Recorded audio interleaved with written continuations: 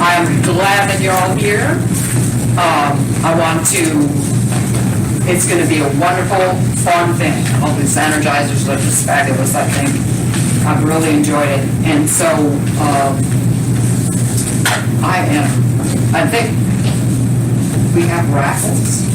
Don't forget about the raffles.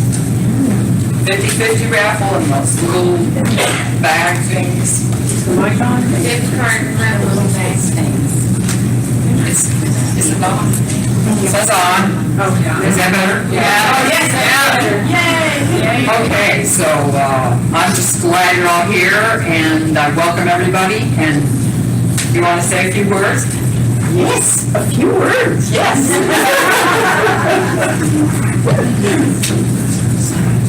Hi, everyone. I want to thank Karen, Rose, and all the Texas people. What a great...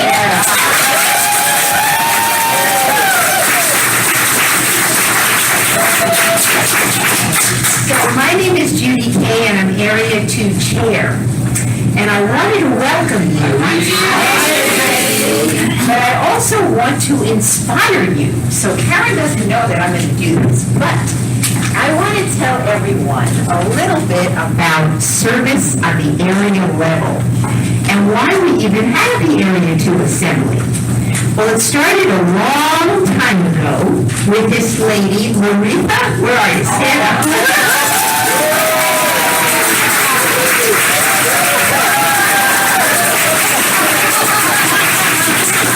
And Marita said, we have an area, we have like 10 states, let's get together. And the main reason was for business. The main reason for the area is we're here to elect delegates that go to World Service, and we're here to inspire each other from all our intergroups. How do we reach the newcomer? And that's the purpose of the Area 2 Assembly. But our area being so great decided, well, let's also have workshops and fun things and speakers. So that's why we've combined it. But what I wanted to talk to you about is about the most wonderful thing about service.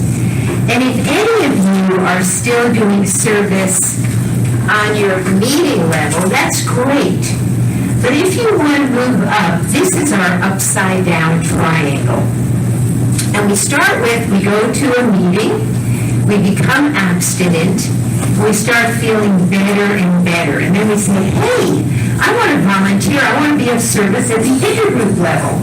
And then we go over, the intergroup level is all the meetings in our area.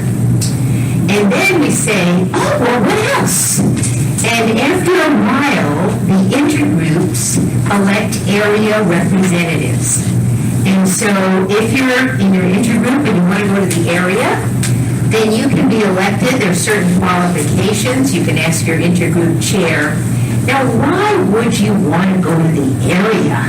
Why not just stay in your little town where you know everyone? Well, I just have to tell you, I just want to inspire you because we're having a meeting tomorrow, and it's the area meeting at 3 o'clock. And anyone who's interested ought to come. What's great about that is we have a disease of isolation.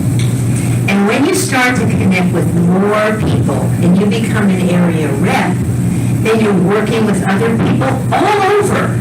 We have 10 states. We have everywhere from Oklahoma. I never thought I would go to Oklahoma. They invited me to go to a retreat there. Texas, Utah. It's amazing.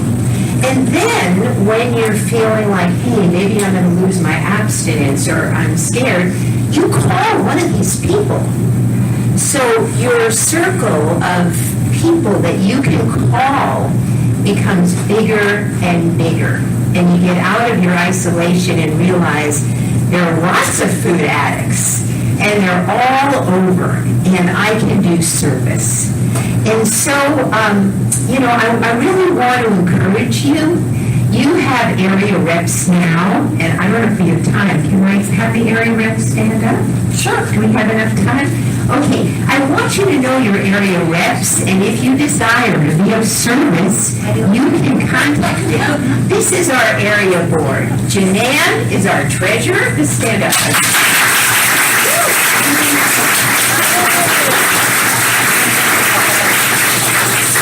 She does such a good job in an area that's really hard. And Carol O. can't be here yet, is our secretary. She's amazing.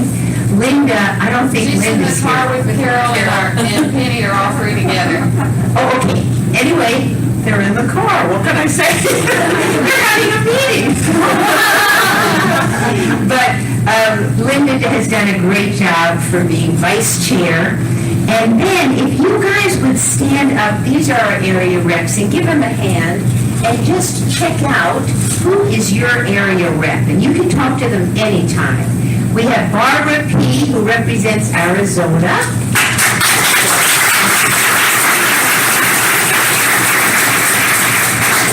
We have Janice R. from Colorado. We have Johnny R. from Dallas.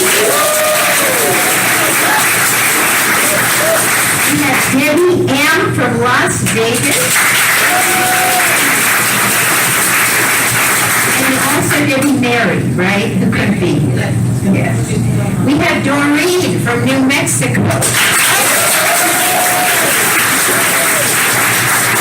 Penny is from Oklahoma. She's not here right now. We have Elaine from Utah and Jenny from Utah.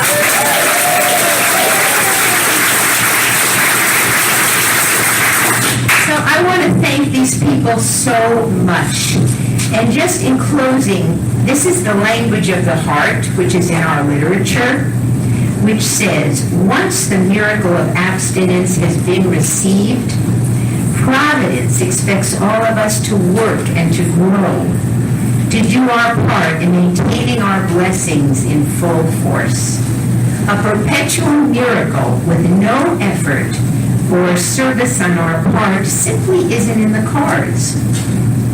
We all understand that the price, and I'm going to paraphrase it, of staying abstinent and staying in that joy is willingness to do service, sacrifice, and the ability to be among our fellowship and out of isolation. So I want to encourage all of you to come to the meeting tomorrow. I don't know where it's going to be. It's at the Monarch Ballroom, which is for the right, just as almost you go outside the hotel, but it's just to the right there. All right. So come tomorrow 3 to 5. You can just sit and listen if you want to, and you can ask your higher power, hey, am I meant to do service at this level? And just to let you know, from the area, we elect delegates who then go to World Service and are on the World Service level. It's a wonderful opportunity to be of service and see how service works when everyone loves each other and accepts each other. But you can't be a delegate unless you're an area rep. So I'm so glad you're here. We have a great area. We just have a wonderful area. We're so lucky. Thank you for my short speech.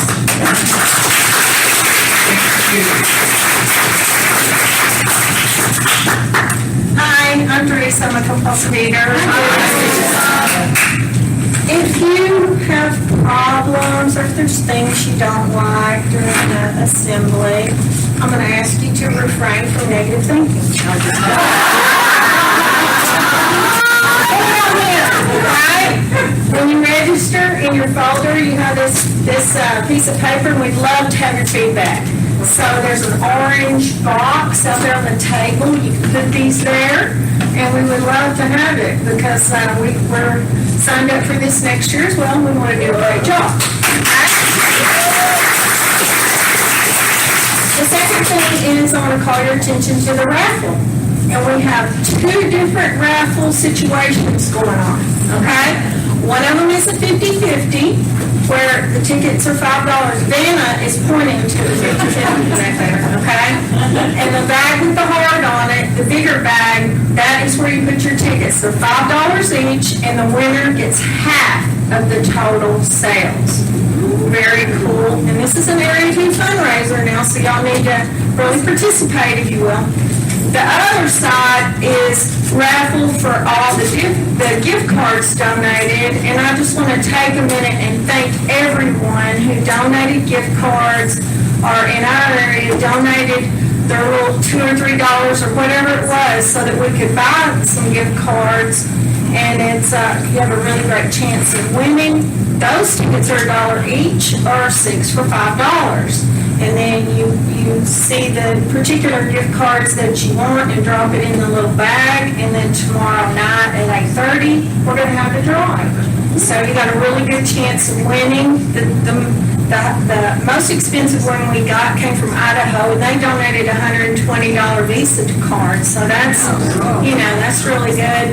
And we have other ones that are really good. So please get your raffle tickets.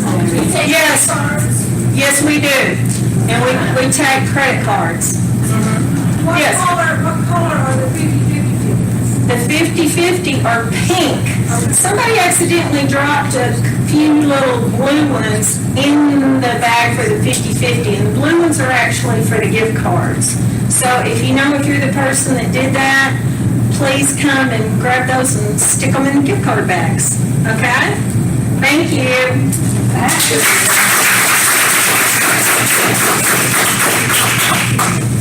All right, on with the show. All right. I'm going to announce Laretha is going to introduce our speaker.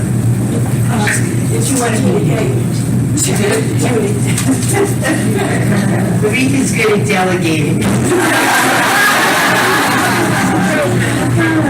But it's really an honor for me to introduce Cheryl. I met Cheryl at World Service, and now they call her Madam Chair, because she's the chair of our World Service. And came here always for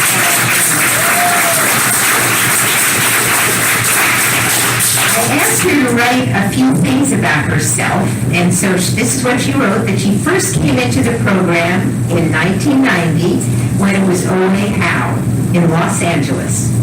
She said that she knew she was in the right place from her first meeting, and she's been free of sugar and flour ever since.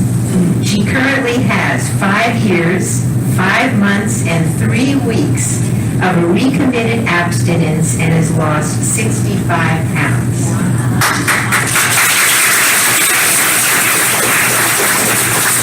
She's a full service sponsor and has served as an intergroup rep, Area 1 representative and delegate, and 2 years ago was voted onto the World Service Board. In July 2016, she was elected chair of World Service. And I have to say, and most of all, she is such a wonderful person. Come on up, Cheryl.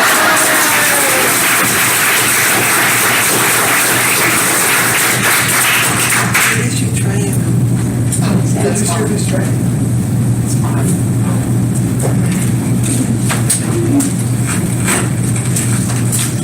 Hi, I'm Cheryl. Good together. Thank you so much, Judy. Thank you all for being here. I was going to grab Judy's triangle because we all know that our service triangle is inverted, and that means as the chair of the World Service Organization, I am the person at the very bottom of that triangle. And it's totally such an honor for me to do that.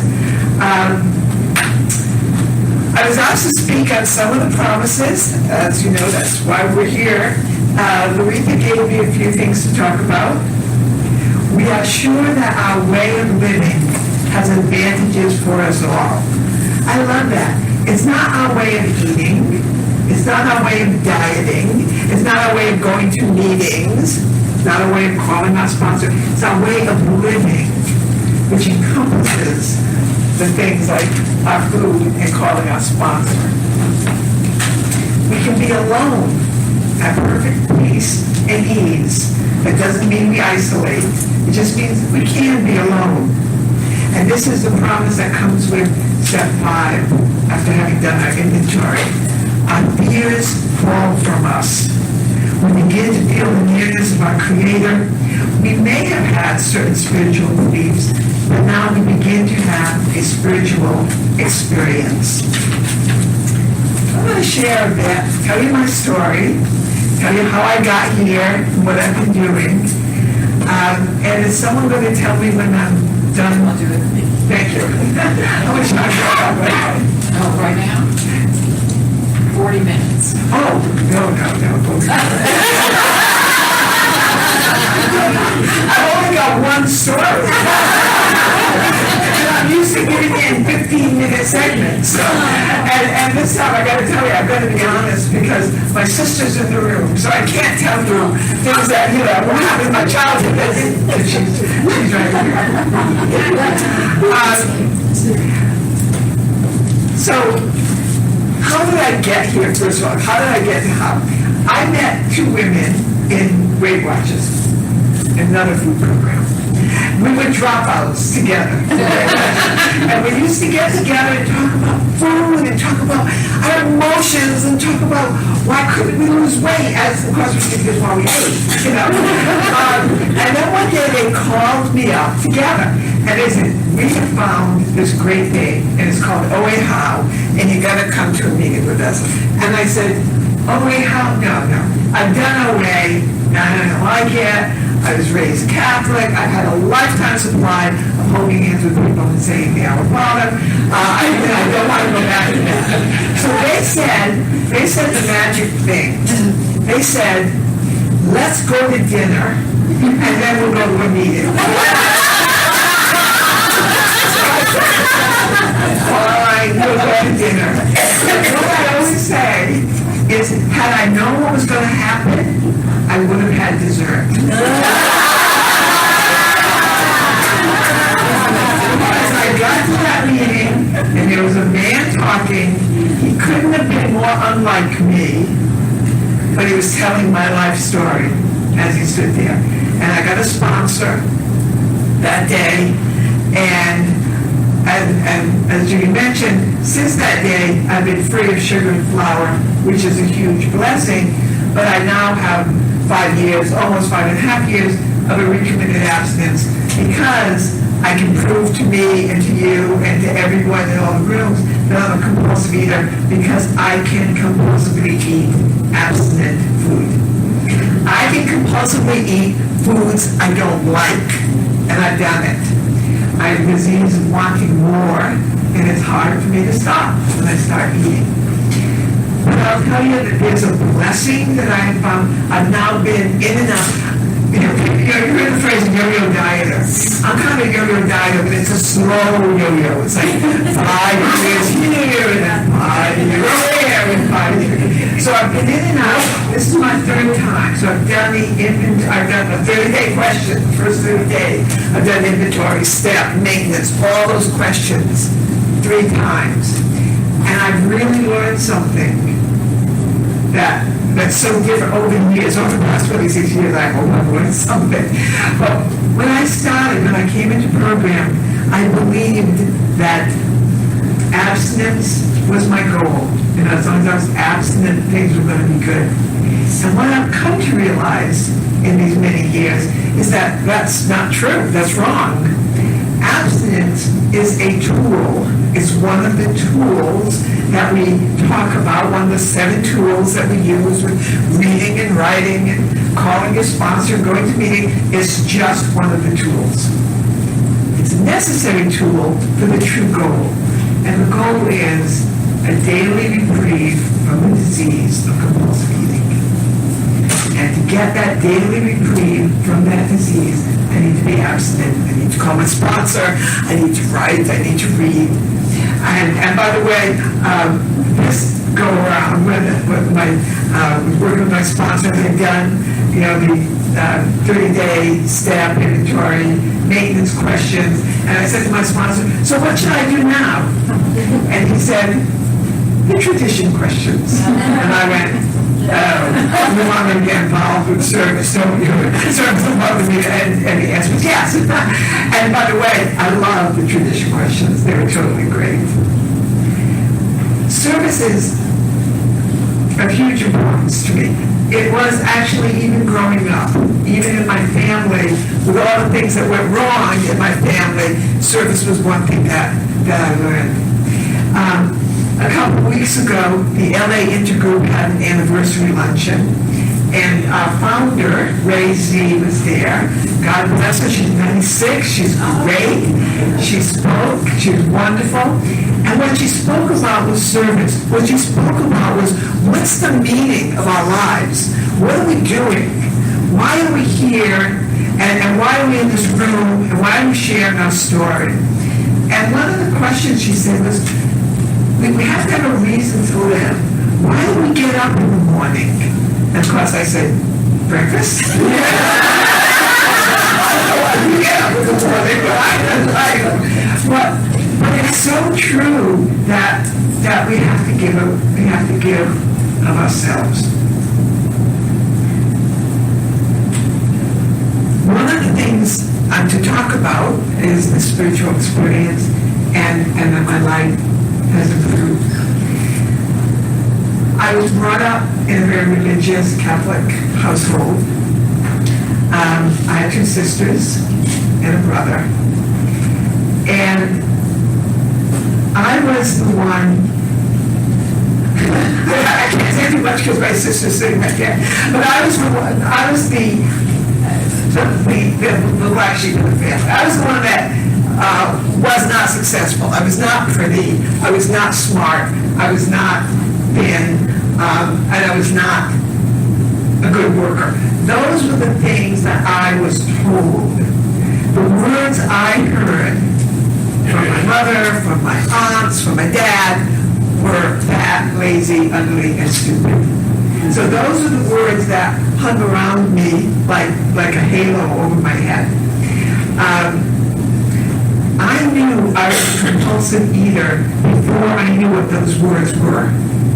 Because I would, as a kid, I'd get up in the middle of the night while everyone was sleeping and raid the refrigerator and eat. And I remember vividly telling myself, I'll only have one more, whatever it was I was eating. And like 10 minutes later, I was still eating. And we always had plenty of food around the house, but we weren't wealthy. I mean, my mother kept an eye on food. We were a working class family. And literally, she would sometimes say, who ate all the fill in the blank? And my siblings and I would say, and I'd go, not me. Not me, not me, not me. Because I was the only fat one. You know, so, it's like, Cheryl? No. Did you see me? No, that wasn't me. I've shared sometimes about stealing food. I used to babysit, that was my job. Heaven help the family that said, help yourself to a snack. Like a plague of locusts. So food was always what I used. I dieted, of course. I tried every diet imaginable. I compared dieting to playing a game of tug of war. Diet. I'm going to do it, and then suddenly letting go and flying back. So my weight, as I grew older, was ratcheting up. I once saw a poster, recently I saw a poster that said, I wish I was as thin as I was when I thought I was fat. So that there were times when I would be dieting. For a long time, my weight was like 180. I didn't like it, but that was my weight. And then I got to 200, and I was like, oh, just 180 again. The most I know I ever weighed, and it probably went up a bit from that, the most I know I ever weighed was 243 pounds. That was a doctor's scale. Now, I was pregnant at the time, but she only weighed 8 pounds. So, don't do the math, right? And when I came into program, my first goal was to get under 200 pounds. That was what I wanted. I weighed about 250 when I got into program. So, but I had been at times thin. I would, diet, and then, for 20 minutes. I would go away. And then I would start eating again. I mean, I have to tell you, I had clothes in my closet that went from a size 8 to a size 24. But people sometimes talk about how getting into program changed their life. Like everything about their lives changed. And I can't say that for me when I went from program. When I came in 26 and a half years ago, I was married to this handsome guy named Patrick. I had 2 kids. I lived in a little house on the west side of Los Angeles. Had a good job. Now, I've got the same husband, the same 2 kids. I live in the same house. I still got to tell you that. I mean, externally, my life didn't change much. What changed was the way I felt about myself.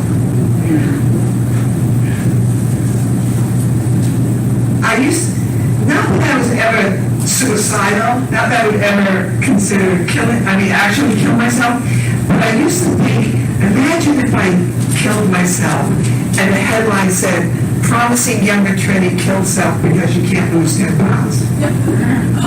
Yeah, of course I never lose 10 pounds. I mean, that's what said my driver's license, right? Oh, so I'll tell you, so I was a lawyer, and in Los Angeles, and I had a client, and this client and I had to fly to Burlington, Vermont, because I was there to help him set up a captive insurance company.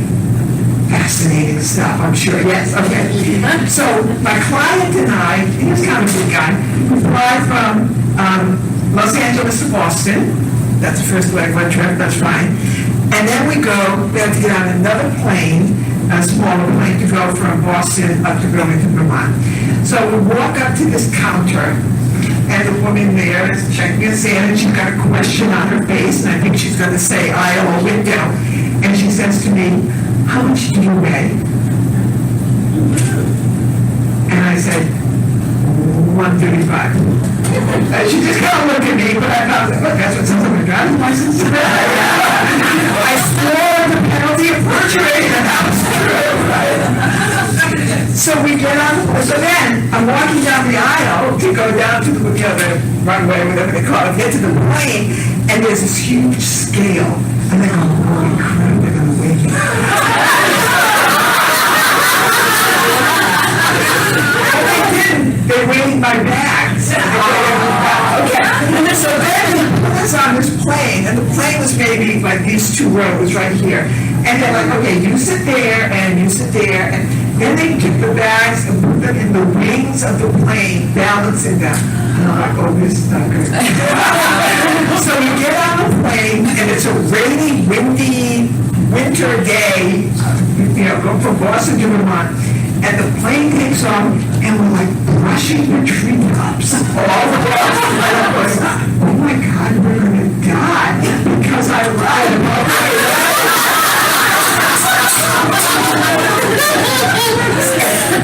The plane lands, we get to Vermont, we get off the plane, we're met by a representative of the state government, representative of the insurance commission, like, hello, how are you? You have a nice flight, very professional, very formal, this is my lawyer, this is my client, And they said, did you have a nice flight?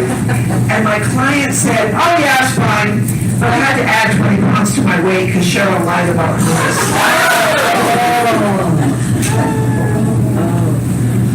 Yes.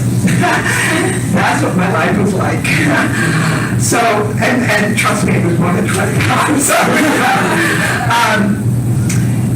So I got into the program, and one thing I will say is that I'm so glad I got in when my daughter was a baby, and as soon as I stopped nursing her, I went to that meeting with my friends. And I'm so glad I did, because the weight that I carried was a barrier between me and the world. I didn't feel lovable. I felt horrible. I felt like a horrible person. I couldn't control my weight. And so any love that came to me bounced off. It bounced off that weight, right? So my husband said to me, I love you, you're beautiful, what was in my head was, you're crazy, you're blind, how could you love me? But when I lost weight, and not just losing the weight, I mean, obviously because I'd lost weight many times before, but when I got abstinent, and when I could live my life, and live a normal life free of sugar and free of flour, it opened me up to love, which was so good, because then when my children said, I love you, I could accept that. You know, and I mean, I used to say, well, I didn't want my kids to be ashamed of me, if they had a fat mom. You know, the reality is there comes a point where they're ashamed of you. You can be, you know, you can be Angelina Jolie, and they're going to say, Mom, drop me off at the corner so that my friends see you. You know? So that wasn't ever really the thing. It was how I felt about myself, and allowing myself to feel that love.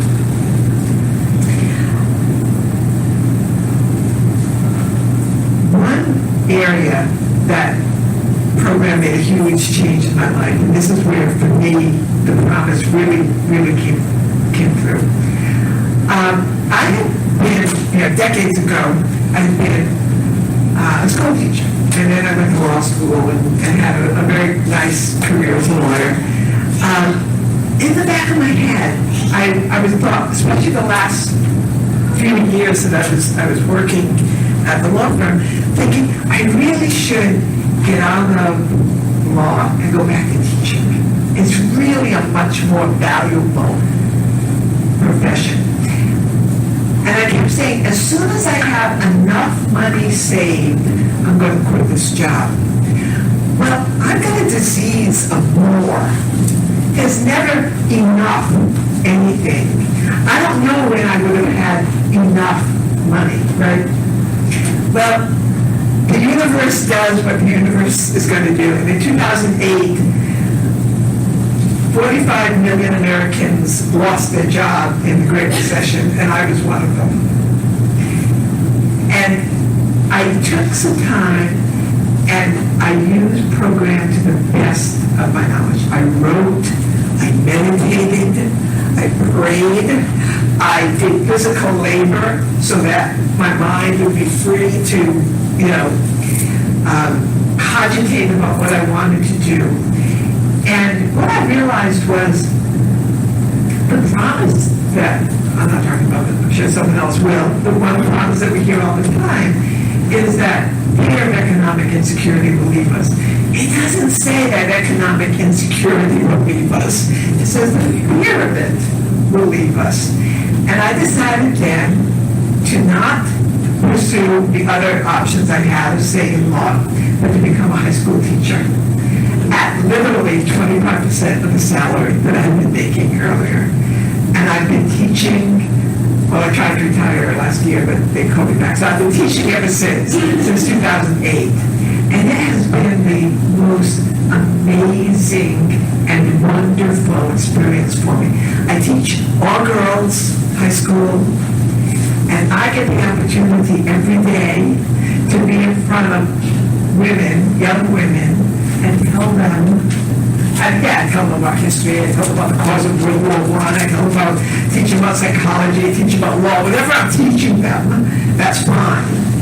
But what I get to tell them and want them to hear is that they're beautiful, and that their lives will be okay, and that it doesn't matter if they don't get into college A, college B will be just fine, and that there is a life of service that is going to be meaningful for them. And actually the school encourages service, so they hear that from people other than me. And what a blessing that is. I've had such a great time. I feel I'm my best self when I'm in front of those girls, no matter what I'm teaching. And that's a gift I got from the program. I don't know if I would have the courage to do that, to make that change right then in my life, if I didn't have the tools of the program. So when I first got asked to be on the, when I was encouraged to apply to be on the board. My thought was really, oh, I can't do this. I have kind of this imposter syndrome, like, oh, people really knew what I don't know. They've never, like, hired me or want me or anything. I always think I'm a fraud or something. But my sponsor was like, no, you've got something to give. You know, you can give ideas, you can listen, you hear what people say. And it's been really an amazing experience for me. My years in program have kind of taught me a lot.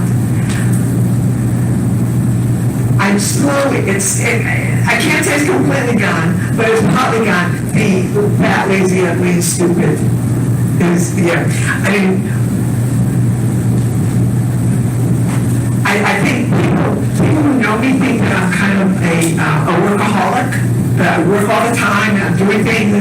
And I said, well, I'm just overcompensating so that you won't really know how lazy I am, you know? So I'm not lazy. I'm not stupid. I mean, I'm actually kind of smart sometimes, you know.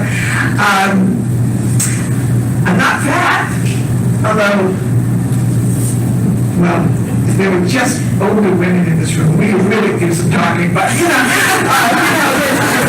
I guess I'm a little harder, you know, at one age, but that's okay. And I'm not ugly. Now, I'll tell you, I will say this. When I think back about what I used to look like, if you took 17-year-olds and you had a continuum of 17-year-olds, I think I'd be way at the end of that continuum. You know, I was fat, I had braces, I had glasses, I had this frizzy hair, and this big nose, and this, you know, I was like, I was right down there. But now, let's see, on Wednesday, I'm going to be 70. On the continuum of 70-year-olds, I'm pretty good.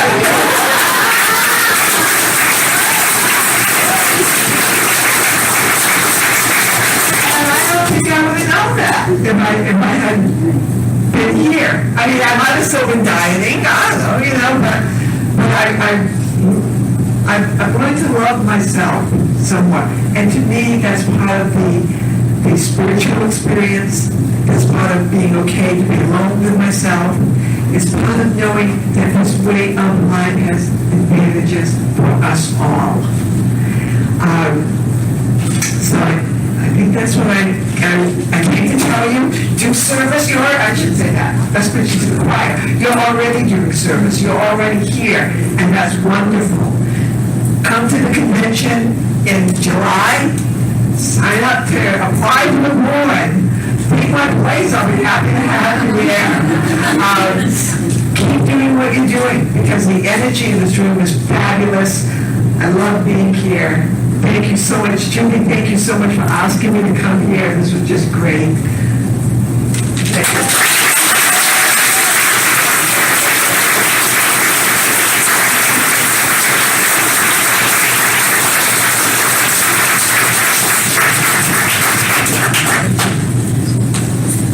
Thanks, Cheryl, that was wonderful.